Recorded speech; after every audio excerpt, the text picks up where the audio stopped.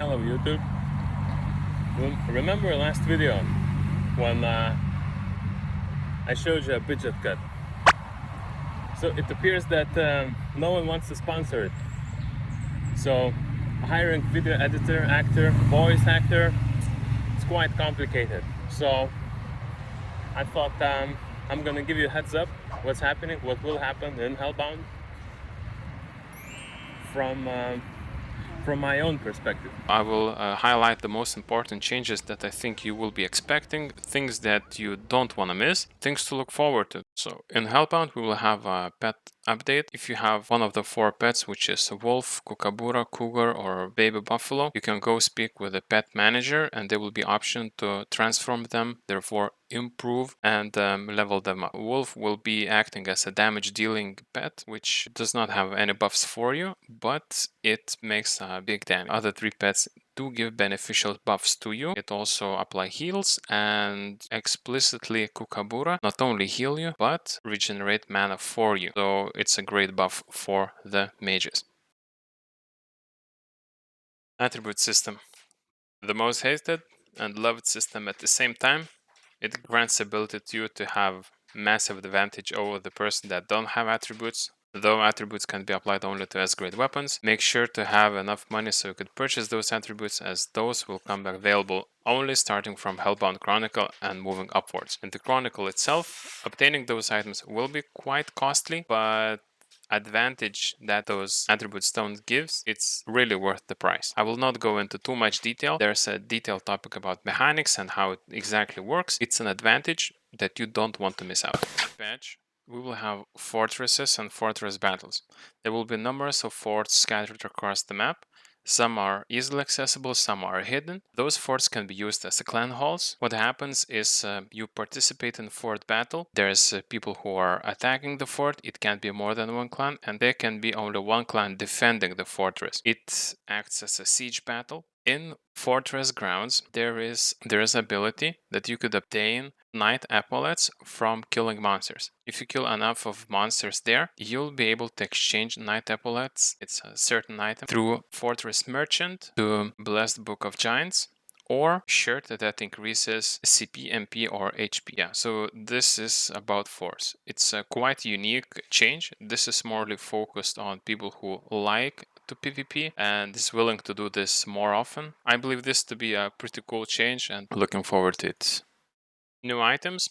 One of the most significant changes would be applied to Dynasty Kugel as well as Dynasty Crusher that I cannot see in this list, would be a risk focus. The focus itself allows you to have lower HP and have more crit rate on the blunt weapon. This is very unique and is quite a big game changer for tanks and for classes that use two-handed blunts. Test throws, yes.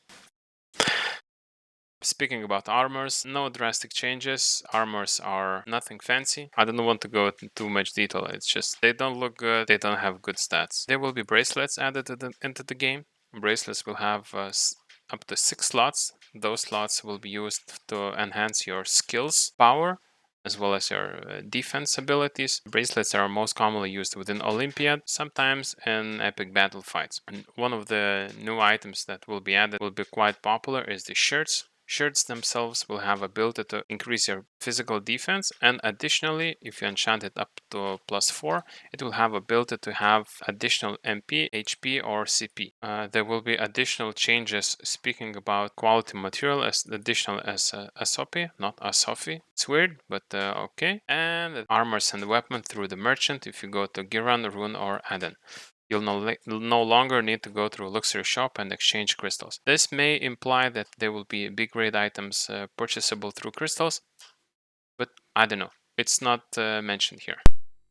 Speaking about character changes, there will be a change called subclass certifications. This change will have a bonus for your main class where you level up a subclass and your subclass will have additional bonus skill to your main class. For example, you level up Destroyer and your main class will have ability to obtain one of 3 beneficial buffs to the subclass, either maximum CP, resistances, or increased chance to have increased attack speed for a limited amount of time. Each subclass has unique beneficial buffs that can be applied to the main class. I do encourage you to discuss this topic, what kind of classes you would like to be applied to your class.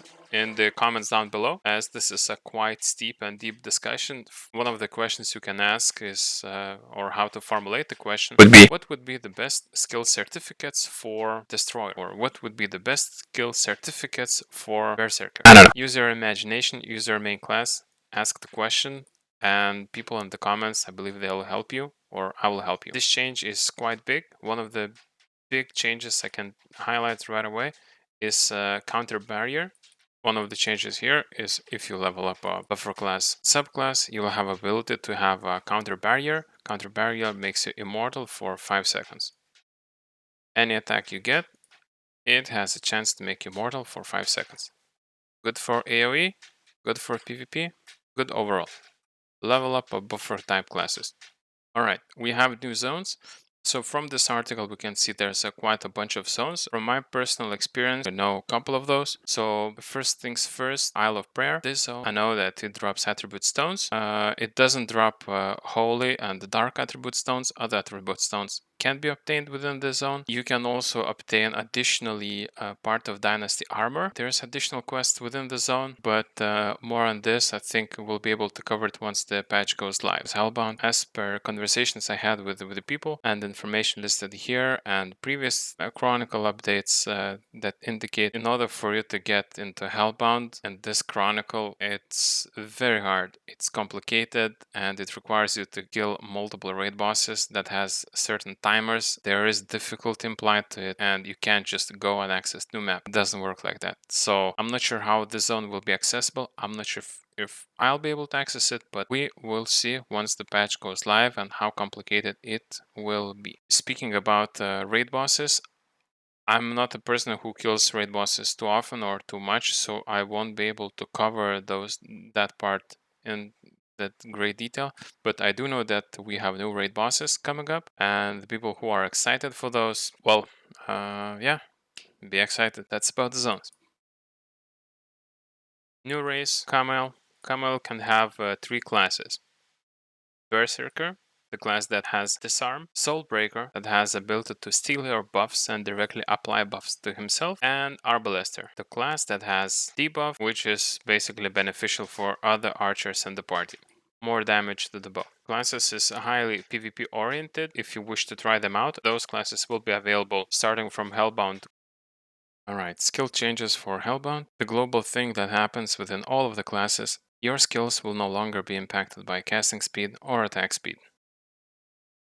Alright, we have a big list of changes. The highlights. Speaking about daggers, receive a critical wound skill that adds additional critical damage. Additional, there's similar to ultimate evasion added to all of the dagger classes. Speaking about archers, added to their passive skills. So if archer receives a hit, buff to the party. Part increases attack speed or part increases movement speed. Titans, new buff. It's similar to Chant of Victory. Similar, not exact. Titans do receive a nerf. Frenzy exceeds 30%. It will no longer add additional damage and basically lose the effect. Nukers can share that all mages gets Vortex Explosion skill. Moving on regards to the sword classes, Sword Singer and Blade Dancer do receive new buff, new songs and dances. Bishop receive a new skill called Divine Power that allows party to receive even more HP. There's a big boost for Elven Elder and Shillen Elder added to the game. Mana gain skill added. Finally, right, Warcry will receive a buff called Chant of Protection that gives a 30% chance to reduce critical damage. Also, speaking about Overlord, in this chronicle, Overlord becomes even more Overlordish. There's new skills added, Seal of Blockade, and there is Seal of Limit. Ask Monolite, he will kindly answer all of the questions if you have regards to the class. This is the batch where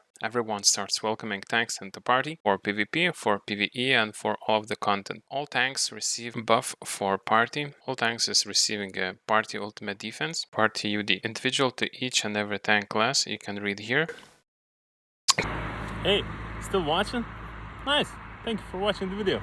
If you liked, don't forget to like, share and subscribe. And if you want to see more of the content, click the video right there. It would be really great if you would subscribe, so press here. And see you next time.